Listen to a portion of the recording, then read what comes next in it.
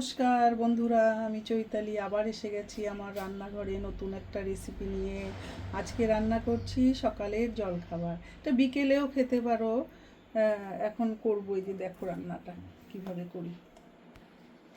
এই যে এখানে আটা নিয়েছি, আমি পরিমাণ মতো নিয়েছি যে কটা করব সেটা।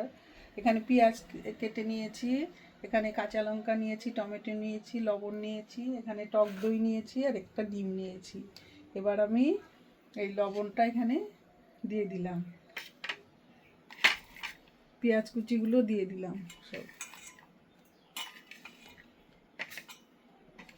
টমেটোটাও দিয়ে দিলাম,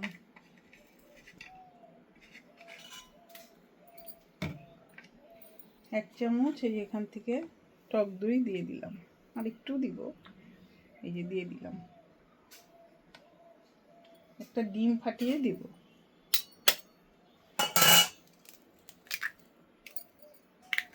এবার আমি ভালো করে একসাথে মিশিয়ে মেখে নিব। আগে এটা দিয়ে ভালো করে মেখে নিয়ে পরিমাণ মতো আমি জল দিব।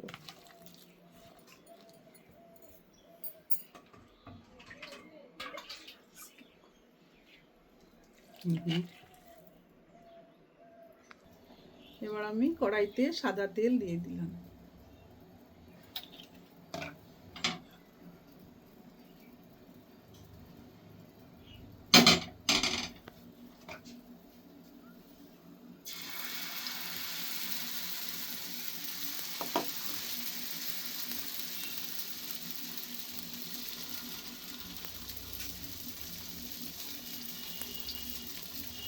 বন্ধুরা, এই খাবারটা খেতে খুব ভালো লাগে, ছোট বাচ্চারাও খেতে পারে। বাচ্চারা খেলে তখন কাঁচা লঙ্কাটা দিবে না,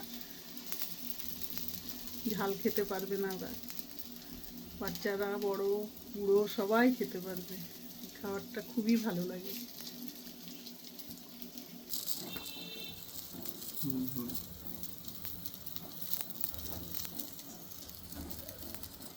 এখন আমি এটাকে টুকরো টুকরো করে কেটে নিব।